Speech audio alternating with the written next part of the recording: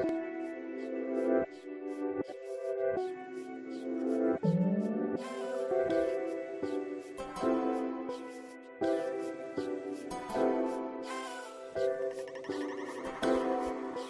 afternoon, Tuscaloosa. Good afternoon, Tuscaloosa, Internet World, West Alabama, downtown Northport. Everybody watching us on YouTube, Facebook, Twitter. You're watching the Joe Gaither Show on Bama Central. You're listening to us on Spotify, Apple Podcasts, and Amazon. And we appreciate everybody following us at Bama Central on the social media machines. We are your Sports Illustrated home for all things Crimson Tide. And it is a huge week here at Bama Central. Oh, reacting to the Texas loss. I think we're putting that to bed. You can listen to either of our episodes Monday and Tuesday to listen to the commiserating all the things that went wrong and what we need to do to get things back on track for the Crimson Tide. It's going to be a big rest of the week. Our team is headed down to Tampa to cover Alabama and South Florida, so we're going to be able to watch them in person down in South Florida, Raymond James Stadium, see if the Crimson Tide will bounce back and what it will mean setting up SEC play. You can follow Katie Wyndham, Austin Hannon. There'll be Matthew Gibson and Will Miller heading down for Bama Central.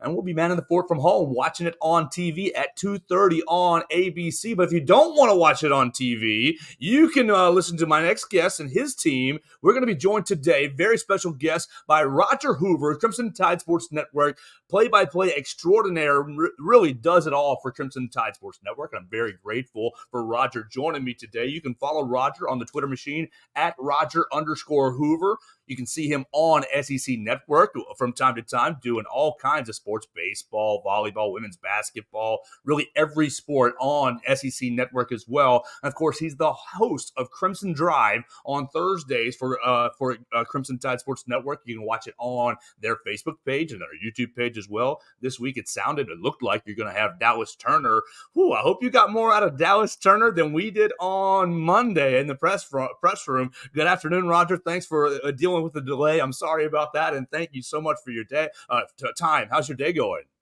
Yeah, Joe, it's really good to be with you. We had a fun time catching up in Nashville, of course, over the summer at SEC Media Days, but I feel like now I'm finally on the Joe Gaither Show, getting to interact with you like this. But yeah, hopefully everything's going well. We're having a great day getting ready for Nick Saban tonight at 6 p.m. Hopefully we'll see what kind of a mood he's in. But let's kick it off with news in your world. Really, it's a huge year at Crimson Tide Sports Network. I mean, it's always a big time anytime football gets kicked off. But big celebrations as Eli Gold was welcomed back into the broadcast booth. He was always welcome, but he really was healthy enough to return to his traditional role as the play-by-play guy. And I just want to get your perspective and opinion. Look, we saw a huge game day piece on Eli Gold, and really everybody who knows Alabama football knows Eli Gold and really has a memory in their brain of what he means to them. Anytime I think Eli Gold, I think the Roses in this grand old stadium, or from the 2009 national championship game. I just want to open the floor. How's Eli Gold? How's it been working with him again? And really just what it means to have him back in the broadcast booth with you guys. It's been outstanding. Eli's done really well through the first two games. Did very well, too, when we did some mock broadcast of the scrimmages earlier in August as well, as we kind of welcomed in not only Eli back to the broadcast booth after missing a year due to health challenges, but also privileged to welcome Tyler Watson as our new color analyst. He has done an amazing job for us for years and years and years on pre- and post-game shows on the Crimson Tide Sports Network. He and Chris Stewart used to team up for some of the pay-per-view games or some of the CSS playback games that they used to do before the SEC Network came into existence in 2014. So he's fitting well. We've had Christian Miller on the sidelines once again. We've certainly loved that. And then, Chris as well, getting to call the road games while Eli calls the home games. And we've got the best of everything, we really feel like, this year. And we've certainly missed Eli over the past year. We missed Chris a few years ago, and he went through some of his health challenges. So to have everybody healthy, working for the Crimson Tide Sports Network is really the biggest blessing that we have this year. Absolutely. And really, don't sell yourself short. You have the velvet voice and really hold everything together. I find, as kind of, what would you say your role is? Host of game day? Yeah. Okay. And so really throwing it to people, setting things up, and, the Reese Davis of Crimson Tide Sports Network. And so I think you do a great job as well. CJ Watson on our comment section echoing that. So I appreciate CJ and my friend Julene as well. really, you joined the Crimson Tide Sports Network in 2014, and so you've seen really the height and kind of the explosion of the Alabama athletics program post the early part of Nick Saban. Really, you saw basketball and softball still going strong, and really every sport has exploded in the last 10 years.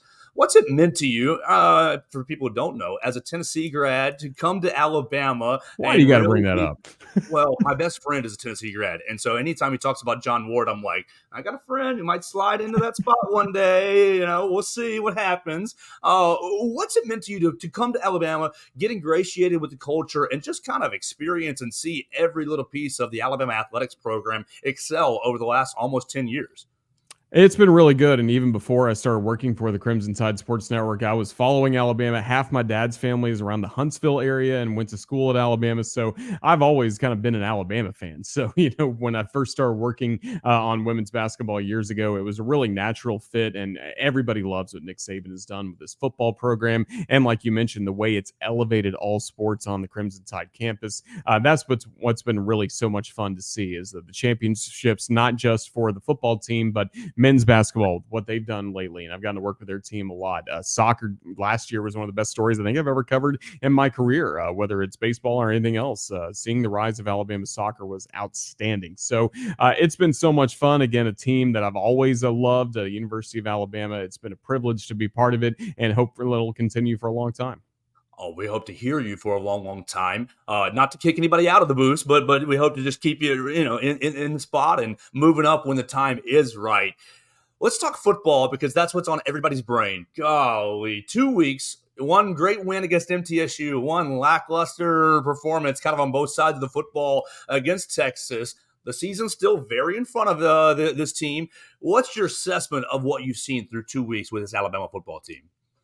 Well, against Middle Tennessee State, really everything went to plan. It seemed like for Alabama, a good job on the line of scrimmage for both the offense, the defense. Jalen Milroe, solid performance. The wide receivers did a good job getting open. Alabama really didn't have to run the ball too much against Middle Tennessee, so the offense went out and did what we expected it to do. The defense, kind of at all three levels, from the defensive line, the linebackers, the secondary, also played extremely well. So that was certainly good to see. Then you get to Texas, and maybe things didn't go as expected as much in that ball game. And it was really just a few turnovers that really hurt Alabama and explosive plays for the Longhorns that were the major differences in that ball game. All games kind of come down to 4 or 5 plays. And unfortunately for Alabama, those plays went all Texas's way, it seemed like, on Saturday night. But it was a difficult loss. It's one that we're not used to, of course, this early in the season, and especially in non-conference play. But that's the key. It is early in the season. It's a non-conference loss. Still, everything that this team wants to accomplish is right in front of it,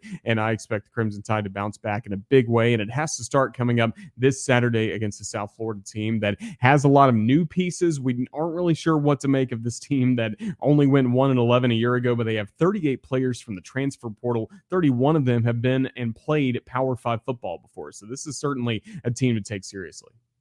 And for those who are wanting to get excited for this weekend's game, they can hear Roger Hoover and Crimson Tide Sports Network at 9:30 on the Crimson Tide Sports Network, 9:30 Central Time. Correct? 5 hours before kickoff. That's 9:30. It'll be 11:30. We go 3 hours prior to kickoff always. Oh no! Yeah. I'm tripping up my old job. We always started at 5, and y'all. All right, 3. So 11:30. I'm sorry, 11:30 on Crimson Tide Sports Network. You can hear Roger Hoover getting everything started off with the pregame show. Look, I was fooled against the MTSU game. I thought everything the guys had talked about, oh great, the more physical offensive line, the attitude on defense, everything has come to fruition, and so it's going to continue throughout the rest of the year. And obviously, it was only a couple of plays. It wasn't as bad as people probably take away. You erase the 2 Jalen Milroe interceptions, and maybe you drive down and score right there, and boom, the score's flipped 10 points the other way. Do you think, what can we take from the South Florida game? You just mentioned how they've had a huge roster turnover, and they didn't have a very strong season last year. Alabama's a 32-point favorite. Even if the Crimson Tide covers, will you be able to take a lot away from what we see this Saturday? Yeah, I think so. Starting with defensively for the Crimson Tide, USF, even if the personnel maybe doesn't match what you're used to seeing from an SEC team, they are going to play a style of offense that we just saw last year when Alabama played Tennessee, because their offensive coordinator, the Vols offensive coordinator last year, Alex Golesh, is now the head coach of South Florida. So he's running basically the exact same offense that he ran with Josh Heupel at Tennessee. They're running that at South Florida. It's pretty similar as well to what we're going to see Lane Kiffin run with the Ole Miss Rebels coming up next week when conference play begins. So if you're Alabama, you got to get used to the pace that USF plays. Remember how many plays we saw in the Tennessee game last year. USF is doing better than that so far this year, even though they're 1-1 with a loss against Western Kentucky and a victory against FAMU. So it's going to be a fast-paced style. How does Alabama's defense keep up with that and try to keep the Bulls out of the end zone? That's priority number one. And then offensively, just go execute the game plan. I think that's most important, regardless of who is getting some snaps at some key spots. Can you execute the game plan, and can you keep everything really on schedule and play turnover-free football? I think is going to be most important. Absolutely. The ball is the most important thing. A lot of people in the stadium Saturday were crying and calling out for a quarterback change. Jalen Milroe has had 2 games really 3 games as a starting quarterback, and then substituted in the Arkansas game. He's shown great flashes of athleticism, and he can throw the football, but obviously he had some detrimental mistakes turning the football over. Coach Saban on the SEC teleconference call earlier today basically said, every position is up for evaluation every single week. Saying something without saying anything. What do you think the status or the fate of the Alabama quarterback position will be this Saturday? Will we see, we saw Buckner and Simpson in the first week, but it wasn't in crucial crunch time snaps. The game was pretty much well in hand. Do you expect to see maybe Buckner or Simpson getting any snaps during crucial crunch time snaps where the game is still relatively in the balance, or do you think this job is still securely Jalen Milroe's?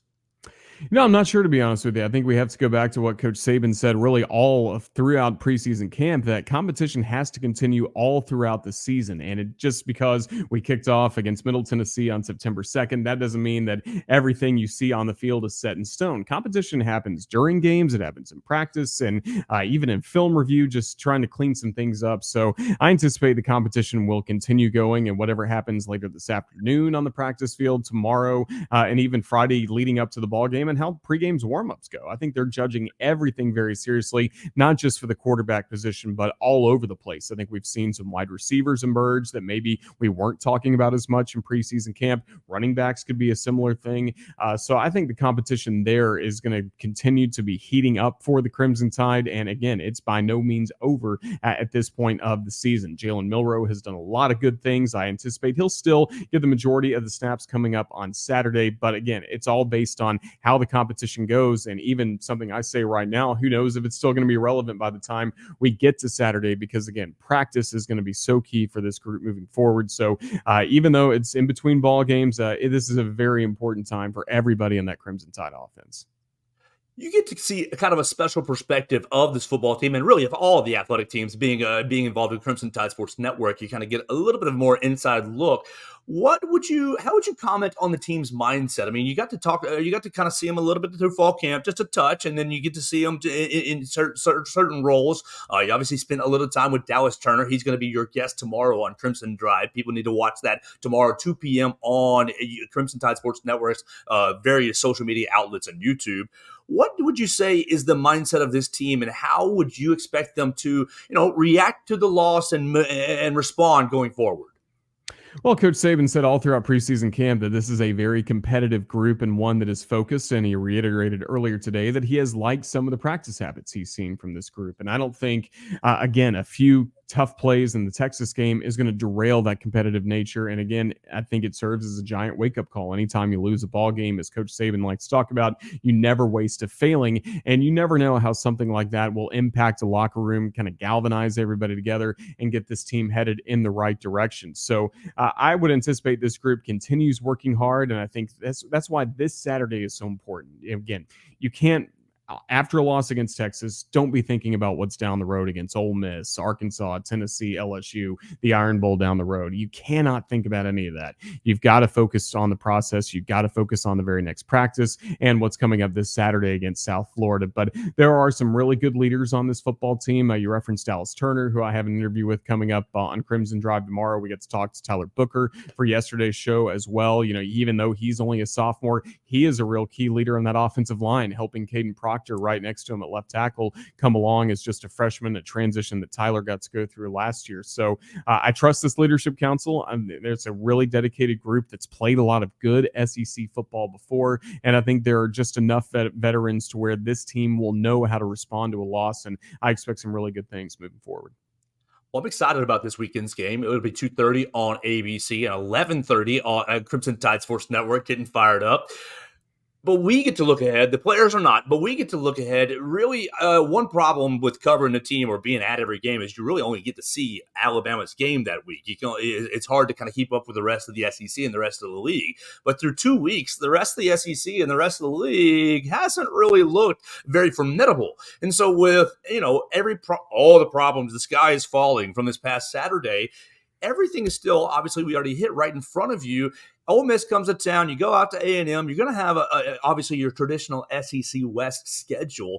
But what have you been able to draw from the rest of the SEC? And really, as you stack them up against Alabama, how do you assess Alabama stacking up with the rest of the SEC after what we've seen through 2 weeks, even though it's kind of hard to kind of keep up with everybody as you're watching Alabama? Yeah, I think everybody's really a work in progress, and not just Alabama, but like you mentioned, some of the other teams that have suffered some notable losses, whether it's LSU to Florida State, Texas A&M to Miami. It's been just a little bit of a work in progress, and I think again it shows that the transfer portal and name, image, and likeness is a really two-way street. Yes, these SEC teams are able to bring in some of the best talent, maybe from the Group of Five schools or other Power Five schools, but there's always some good talent leaving some Power Five schools and SEC programs that we've seen for really impact every single football team in this league. So I think 2 weeks into a season, everybody's still getting used to each other. A lot of new coordinators in this league, in addition to head coaches. So it's definitely an adjustment, I feel like, for everybody early on this season. And we've probably taken for granted for so long how good the SEC has been in some of these early season notable non-conference games. Alabama's won every season opener since Coach Saban has been there. So even losing week 2 is a bit jarring for our fans. But again, these things can happen from time to time in football, and it's going to be fascinating to see how this league plays out and the SEC West plays out, because again, we've seen some good, we've seen some bad from really everybody in the Western Division to start the year. Well, based off experience, you make your way through the West. If you handle your business in the West, you pretty much put yourself right back into playoff position, and maybe you get another crack at Texas or someone else, and really makes this loss meaningless. You hit the coordinators, new coordinators across the league. So let's talk about Alabama's new coordinators. What have you, Tommy Rees, obviously a young guy, he's right in our age range, and Kevin Steele, veteran leader. What have you gotten to know about these guys? I mean, obviously, I only heard from them in their fall media day availability. Maybe you get to hear from them just a little bit more, see them in a hallway here or there. What's your feel for Tommy Rees and Kevin Steele? And then kind of what is your thoughts on how they're implementing their system or wanting to really direct each side of the football? Well, like I said a moment ago, I think it's still a work in progress, definitely, especially for Tommy Rees, who this is the first time he's been at an SEC school, first time he's been with Alabama. We heard from Coach Saban all throughout the preseason that Coach Rees is a very bright coach, and it's exciting that somebody with so many good ideas and a good vision of what offensive football can look like now gets to play with really the best of the best at Alabama and in the SEC. So I think it's still going to be a little bit of time before we can really figure out what he is trying to do offensively. We know being strong at the line of scrimmage is something he wants. Being able to run the football is something he wants. And that's certainly something Alabama needs to start establishing starting this week against South Florida.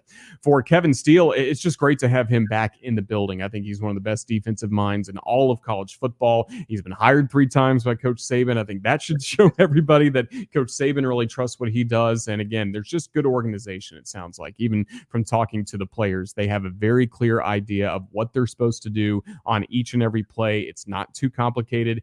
They have a good understanding of what Crimson Tide football should look like. And I still think the defense is the strength of this football team with what they're able to do up front with a very strong defensive line. Love the linebackers and even the secondary, even though there were a tough few plays against Texas, that might be one of the best wide receiver cores or tight ends that Alabama's going to face all season long. So even in a defeat, a game like that will really serve this secondary well. I mean, you can't ask for two better cornerbacks than what we see in Kool-Aid McKinstry as well as Terry and Arnold. Caleb Downs is really explosive at a safety position. I have another interview on Crimson Drive coming up tomorrow with Rashad Johnson, who of course was with us as a sideline reporter. He was an analyst for the defense before, played in the NFL, two-time captain at Alabama. He loves what he has seen from Caleb Downs so far. So I think that's pretty high praise. And again, he'll be able to talk more about that on my show tomorrow. But I really like what I see from this defense. I think they play with a strong attitude that starts from Kevin Steele and Coach Saban, because as we know, that's where coaches' eyes during practice, they mostly go to that secondary and the defensive end of the field. So I think we're in really good hands there. And again, it's going to be exciting to see how they do starting this weekend with South Florida with that crazy pace the Bulls are going to try and play with. Well, despite the big plays this past weekend, the defense really left it all out there. I mean, really just kind of were out there maybe too long towards the end of the game with the offense struggling, but the defense played their tails off. So, yeah, you had a couple big plays. I liked what I saw largely out of the defense. So one question that remains for me with the Texas game and kind of conceptually going forward for you guys, Alabama's doing a lot of these home and homes. And then this weekend is kind of a spinoff on that contract. We're doing a 2-1 with USF. Or kind of Alabama's abandoning kind of the Atlanta neutral site game, Dallas neutral site game. And that's no problem. You're getting big time home games and big time road games. As a play-by-play guy, how excited are you to kind of go into new stadiums and see, we'll be at Alabama will be at Wisconsin next year. You got Florida State coming up soon. Obviously, Texas and Oklahoma will be in the SEC, so you'll see those as a part of the regular conference rotation. But you were out Texas last year. Just kind of your thoughts on seeing some of these bigger venues and changing the scheduling philosophy for Nick Saban and Alabama. I really like what we've seen with the home and home matchups. And like you mentioned, this is a 2-for-1 deal. We'll get to see USF come to Tuscaloosa coming up in 2024 and 2026. And, you looking at some of the great trips like Wisconsin coming up, Florida State. I mean, college football, it starts with the word college. So you want to be on campus. You don't want to be in necessarily always in a corporate environment, even though the neutral site games, I think, served Alabama really well for a long time. It's still an opportunity to show off Bryant-Denny Stadium when you're hosting great matchups like that. I mean, the University of Alabama got such great coverage just as a whole on College Game Day, on SEC Nation, on the Barstool Show. I mean, it's just incredible what a weekend like that can do for the university. I think there's so many high school kids watching that saying, I've got to go to Alabama. I got to be part of that football experience. And then it's great when we can go elsewhere and, kind of get to see the other traditions that are going to be around college football, like jump around. I can't wait to see that in person in Wisconsin. It's going to be great. Going on the road to some outstanding Big Ten schools, ACC schools. It's going to be really fun. It's something I've honestly gotten to do a lot of in basketball, whether it's men's basketball or women's basketball over the years. We play a lot of Power 5 teams in home and home contracts, and that's allowed me to go to some tremendous places. Even later this year, look forward to going to Syracuse for the first time with the women's basketball team. It's going to be a blast. Hopefully warm in November, but we'll see. But that's what college sports is all about, and I'm really excited about the direction we're going in. And even a trip like this to go to USF, you're still getting to play in an NFL stadium. There are so many Alabama fans that live in the Tampa area. It's going to be a lot of fun and hopefully better memories than the last time we were there for the national championship game against Clemson. Oh, absolutely. Will y'all be in the Carrier Dome in Syracuse? Will the women I'm play not sure somewhere for the else? women's team. They Right. may play in a smaller venue, but I would love to see it. That would really be a lot of fun. Yes, absolutely. And you'll get out. Hopefully, you might be on the Creighton trip or to the Toronto trip for the men's team. Perhaps we'll see. I mean, I love Coach Oates' philosophy for scheduling. Just make it big, get Always tough. good. I love Yeah. that. I want to spin off that topic that it's going home and homes and going into these venues. How would you say? I mean, Coach, really, what 08, 09, you hit Virginia Tech and Clemson in Atlanta, and then you had Wisconsin in Dallas and Wisconsin and Miami, or Wisconsin and Michigan, excuse me, in Dallas a couple of different times. Coach likes playing these high-profile games, and then he also likes going. Obviously, he's orchestrated these home and home environments. How would you say, maybe on a sub motivational level, that it's affected Alabama's recruiting, is being able to become, when Coach was here, I looked up some of for the first couple of recruiting classes had more than double digit in-state recruits, and obviously we love our in-state prospects and we love everybody who playing around the Alabama area. But you get Tua Tagovailoa from Hawaii, you get Bryce Young from California, you start raiding the South Florida area, Clinton Dix, Calvin Ridley, Amari Coopers, and basically you're picking and choosing now from border to border and even outside the USA with Justin Okoronkwo, and you got Olasolena and Jesse Williams in Australia.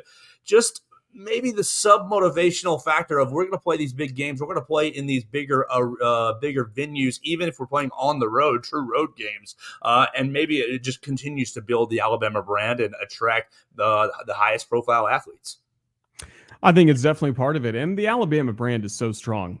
Nationally, internationally, we heard a million times Coach Saban talk about his trip to Italy and how many roll tides he got after he didn't really even think there would be much, recognition of him abroad. But he heard it nonstop. At every stop he went to, someone was saying "roll tide." Again, the Alabama brand could not be stronger, and I think that's in large part thanks to the success Alabama's enjoyed under the Saban era. Like we mentioned, the campus has gotten better. Tuscaloosa as a city has gotten better. People want to be a part of this, and you get to extend that on the road. I know it means a lot to a lot of Crimson Tide alums who have maybe come from other states. It's not so much now as much as it used to be, in-state students at the school.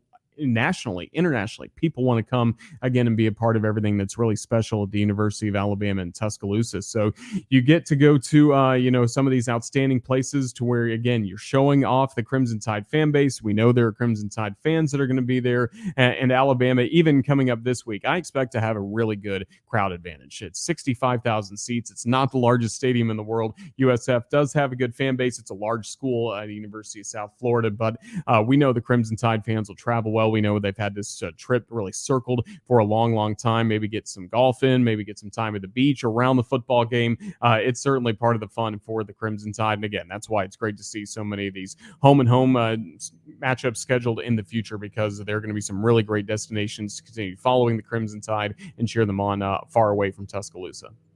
I know several people who are going a day early so they can enjoy Disney World. You a big Disney World guy? Disney World or Universal Studios? Always Disney World. I lived in Jacksonville, Florida for a long time, and so that Jumbo was always a shrimp. quick trip down to my old job, the Jacksonville Jumbo Shrimps. So yeah, I always enjoyed getting down there. So yeah, I hope a lot of fans are able to take advantage of that opportunity. It's going to be a lot of fun.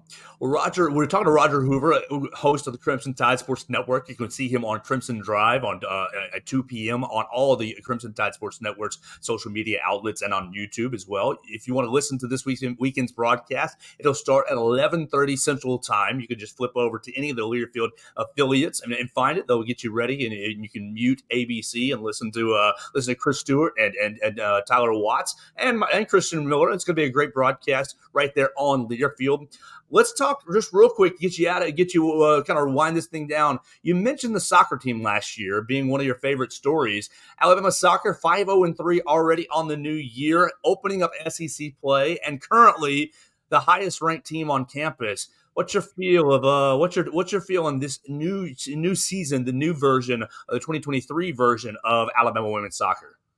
Well, really happy they're still undefeated. I know the 3 draws could be a little bit frustrating, especially some of the scoreless draws we saw. And that's the one thing I think that has changed a little bit from last year is there was such a good balanced offensive attack. Alabama had the best scoring offense in the nation, led by Riley Mattingly Parker, and she kind of helped everybody get some opportunities to score goals.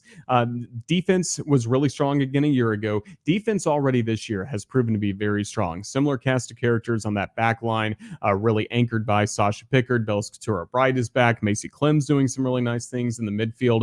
The one thing that Alabama has got to figure out is how to put goals in the back of the net from somebody other than Gianna Paul. We know Gianna Paul, the SEC Freshman of the Year, is going to get her goals. Had a fantastic score against North Carolina to force that draw against one of the best teams in the nation in the North Carolina Tar Heels. So that's good to see, but got to find some production again from all over the pitch, similar to what we saw a year ago.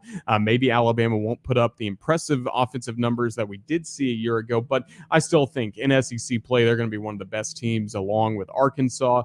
They are going to be really battling out for that top spot in the Southeastern Conference, and look forward to being on the call for a few of their matches coming up. I won't be on the one tomorrow against Georgia, but I believe Vanderbilt, Mississippi State, and LSU I'll be calling on SEC Plus coming up later on in the season. So can't wait to see the progress they're making. They're a team that just loves playing at Alabama. I think that was the most fun part of last year as well, seeing maybe all the football or the basketball, baseball, softball fans that had never paid attention to soccer before. All of a sudden, they were at the Alabama soccer stadium. They're sharing every win on social media. The players, their follower counts grew like crazy on all social media outlets, and it was really fun for everybody to be a part of the success they had last year, winning the SEC, going to the College Cup, and now that's the new expectation for Crimson Tide soccer, and I think they've embraced that. The players really love that. Coach Hart loves that. His recruiting continues to be really good. So I think fans need to get used to soccer, to being a part of the fall experience in Tuscaloosa, trying to win a soccer championship. Rashinda Reed is only in her second season as the Alabama volleyball coach. They've really flipped the roster. This is a brand new team for this season, only in her second year. So I'm excited to see what they can do in SEC play. And then we're going to be at Coleman Coliseum talking men's and women's basketball, gymnastics before we know it. Again, I love my job because I get to work with not just the football team, but everybody on campus. And it's going to be a tremendous year. I think we had a very good year last year with all the different championships that were won. And I think fans need to be ready to celebrate some more this year because it's a special time in Alabama with a great group of coaches, student athletes that we have here on campus. Absolutely. We are 54 days away, I believe, from Alabama men's basketball tipping off November 7th. So we'll be looking forward to that. The ladies tomorrow are in the Alabama Soccer Complex. If people don't know about it, it's free. You just show up and say Roll Tide. It's a free event. You're playing Georgia. What more do you need to know? You're playing Georgia. Come on, guys. It's going to be the SEC opener. The ladies are trying to, once again, win the SEC. They went undefeated last year. And then if you guys are at home, you can watch it on SEC Network Plus and tune in to Crimson Tide Sports Network for Hey Coach at 6:30 p.m. Who do you know who the guests will be tomorrow night? Obviously Nick Saban at 7 o'clock. But do you know who the other superstars, the coaches, the athletes that y'all might have on tomorrow night's show? I can't remember off the top of my head from what other sports will be with Eli in the first 30 minutes. I do know the media guest is Jim Dunaway from the Nice. next round. So that's certainly exciting to see what he's got coming up. So he'll be, he and Coach Saban have a good relationship. Jim has hosted his coach's show before on television. So that'll be a lot of fun. Do you think we get a Nick Saban rant tomorrow? I mean, everybody's kind of been, feeling squirrely after the loss. Do you think we get a little calm down, everything's fine rant from Nick Saban tomorrow? I don't know. It seems like the bigger the game, the more calm he is. And then, some of these out of conference matchups, that could be where the rant is coming. So I would definitely say stay tuned and maybe we'll see it coming up tomorrow on Hey Coach. And Julian made a great point. Yeah, baseball, softball too. That is, still pretty far down the road in my head with all the football we've got coming up. But yeah, I love Rob Vaughn with what we were able to catch up with him in June. I know you've gotten to be around that program a lot too, Joe. I mean, it's a special group from a year ago. I'm so glad Jason Jackson is still part of this coaching staff. I don't think you can find a better pitching coach in the nation. And with a lot of the talent that decided to stay and remain loyal to the University of Alabama, I think it's going to be a really exciting baseball product. And I can't wait to see how Rob Vaughn really builds this roster over the next few years because he had zero resources at the University of Maryland. And to compete in the Big Ten, which people may say, oh, Big Ten baseball is not much. It's so cold during the spring. There are some programs there that spend a lot of money on baseball, and they've made it a huge priority. And he was able to get Maryland that didn't spend a lot of money, didn't make it a huge priority. He was able to get them past them to the championship level of the Big Ten relatively quickly. It's exciting to see what he can do now with all the championship resources we have in Tuscaloosa and especially at Sewell Thomas Stadium. Well, did you get more out of Dallas Turner than we got on Monday? We got about 2.5 minutes and maybe 12 to 15 words out of Dallas Turner. You get more out of him for your show tomorrow? Well, for our one-on-one player interviews, we kind of keep it at about 2 minutes all the time, Okay. and that was about what we had with Dallas. Tyler Booker, we went a little long with, but that was because of Tyler Booker. He is very gregarious, and he had a great message to share about what Coach Saban talked about after the game, plus how he's trying to step up as a leader. The coolest thing from that interview, I don't know if you heard this or not, but he said, after the ball game is over, they can take the bus back to Mount Moore and go back to the locker room there. But he always chooses to walk through the crowd from Bryant-Denny Stadium to meet fans and to have the, autograph signings or take a few pictures with fans, talk to them, even if they're not trying to get a picture or an autograph. I thought that was one of the coolest things, and again, something you just don't see, especially from a young player who's only a sophomore. You kind of maybe can hear about that from a senior every now and then that knows they're kind of running out of time in that crimson uniform. But Tyler Booker is early in his Alabama career, and he loves interacting with the fans. So keep an eye out for him, for fans as they're making their way home from the Ole Miss game in a couple weeks. You may have a great opportunity to meet Tyler Booker. Absolutely. And that game is going to be at 2:30, so you guys can listen to Crimson Tide Sports Network again at 11:30. Roger, I really appreciate you hanging out with me. I'm sorry we went a little bit behind my time there. You can follow Roger Hoover at Roger_Hoover on the Twitter machine. You can listen to him everywhere you hear Crimson Tide Sports Network on Near Field, and really make sure you pay attention to him for Crimson Drive. One thing, how has it been like working with NASCAR for Crimson Drive? I love it. I know my friend Julene, who's watching the show too, is also a NASCAR fan. But you mentioned I'm from Tennessee originally. I'm from around Bristol Motor Speedway, so I Okay. grew up going to the spring race, the night race, every single year I was growing up. So I am a longtime NASCAR fan. I was a Dale Earnhardt senior fan, and then transferred my fandom to junior once he passed away. So I have always loved NASCAR, and that was one of the reasons I loved getting to meet Eli in the first place. Was not just Crimson Tide football, which I heard him do, but I was so annoying to him the first couple of years I worked with him, just asking him tell me about Terry Labonte, tell me about Bobby Labonte, Richard Petty, all this kind of stuff. So it's NASCAR and Alabama have always had a really good relationship, and the fact that we're able to bring that together, first of all, inside the stadium. I think fans always enjoy getting to see the NASCAR drive summary after a Crimson Tide scoring drive. The way on the LED boards they have the cars wisping by with the current paint schemes for all the NASCAR drivers. That's really cool. And then the fact that they've been able to sponsor our show Crimson Drive, which goes twice a week during football season, Tuesdays and Thursdays at 2, once a week the rest of the year on Thursdays at 2 o'clock. The fact that NASCAR is a sponsor of that, we've been able to interact with the Talladega track president. We're trying to get a few drivers lined up in the build up to the Yellowwood 500 coming up on October 1st. But it's been outstanding because, again, as you mentioned earlier, I don't get to watch that many sports. People come up and talk to me all the time about all these different sports. I really don't know much outside of Alabama and SEC athletics. I'm able to watch a lot of baseball. I'm a big baseball fan from my time in the minor leagues and grew up a Chicago Cubs fan. But NASCAR and golf is about it. That's kind of what I like to spend my Sundays doing if I have the chance. So always two screens, one on the NASCAR, one on the golf. So I love NASCAR. Love the fact that they're a partner of the Crimson Tide. We had a really cool Alabama wrapped car in our Champions Lane that was on display on Saturday, as well as fans entered to win a custom Alabama NASCAR helmets that had a houndstooth visor. I mean, it was really, really cool. So yeah, it's a great partnership. Love NASCAR, love Alabama, and love to see them work together. Absolutely. Your Cubs have been on fire post All-Star break, so hopefully you get to enjoy that a little bit more. Yeah.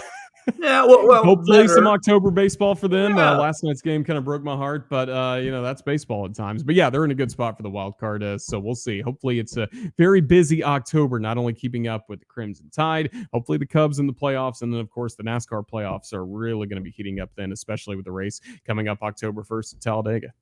Absolutely. That's Roger Hoover joining us today, gracing us with his presence and his velvet voice. I really appreciate your time, Roger. I hope you have a great weekend. Safe travels getting down to Tampa. Everything goes well and smoothly for you guys, and we look forward to listening 11:30 on Crimson Tide Sports Network tomorrow night, 6:30 on Crimson Tide Sports Network, and of course Crimson Drive Tuesdays and Thursdays at 2 p.m. on all the Crimson Tide Sports Network's outlets. I really appreciate your time, Roger. I hope you have a great day, and let's do it again soon. Yeah, that'd be great, Joe. Again, huge fan of you and the work you've done for Bama Central, and I have to give a shout out as well to the whole Bama Central team, not only for covering the Crimson Tide so well, but they helped me on game day. Katie Wyndham, Blake Blyler, and Austin Hannon have been able to get me some of the player interviews since I'm kind of stuck in the radio booth all throughout the day, and even post game can't go down and cover our players who speak to the media. Those three to start the season, Joey Blackwell before that, always have been really helpful getting me that audio, getting our players heard on the Crimson Tide Sports Network postgame. So especially thanks to Katie, who's kind of spearheaded the effort there. Really appreciate the work that all of you guys do covering the Crimson Tide. Please keep it up. Absolutely. Katie and them there do a great job. I appreciate the shout out. I'll tell them you said hi. Have a great weekend, Roger, and enjoy the game and, roll Tide. Roll Tide. We'll see you guys. Thank you, Yes, Joe. sir. Yes, sir. That's Roger Hoover joining us, and I really appreciate him hanging out with us. He waited about 10 minutes after my time that I told him to jump in. I was kind of wrapping something up, so I really appreciate his graciousness, and he is an absolute consummate professional. So you can hear him again. I encourage you guys, right after I finish on Tuesdays and Thursdays, just flip right over to Crimson Tide Sports Network's Facebook page, to their YouTube page, and watch Crimson Drive. He brings you great content inside the program, deeper than I can go, and I really appreciate him joining us on the program today. You can follow Roger Hoover at Roger_Hoover. He's going to be right there down in Tampa watching the game and really helping out Chris Stewart and Tyler Watts. That'll be Chris Stewart's first time on the play-by-play this season. You heard him on play-by-play all year last year. Did a great job. Chris Stewart crushes it on basketball, so I cannot wait for basketball to get kicked off. Probably, I think 54 days, 54, 55. We're right there from November 7th.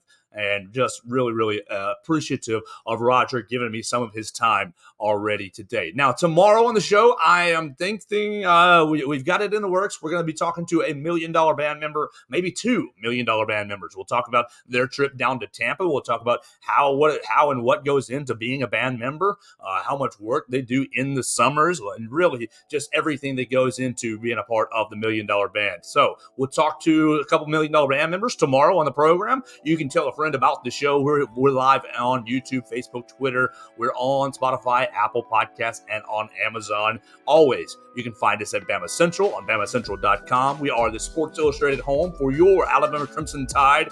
You can follow me at Joe Gaither6 on all the social media outlets. Send me your comments, questions, queries, and complaints. I love each and every one of you guys. CJ Watson, former $1 million band member. I appreciate your comment right there. Hopefully we can reconnect with your experience tomorrow on the program with two of our band members. So I hope you guys have a great day, a great day. Enjoy the rest of your Wednesday. Reminder, we'll talk to Nick Saban at 6 p.m. You can follow it at BamaCentral.com. Austin Hannon and myself will be in the room trying to ask Nick Saban what went wrong and what's going to go right this weekend. We'll find out tonight at 6 p.m. in the Naylor Stone Media Room. Nick Saban talks to the media. So I'm going to get out of here. I'm going to get ready for that, and we'll talk to you tomorrow right here on the Joe Gaither Show on Bama Central and BamaCentral.com.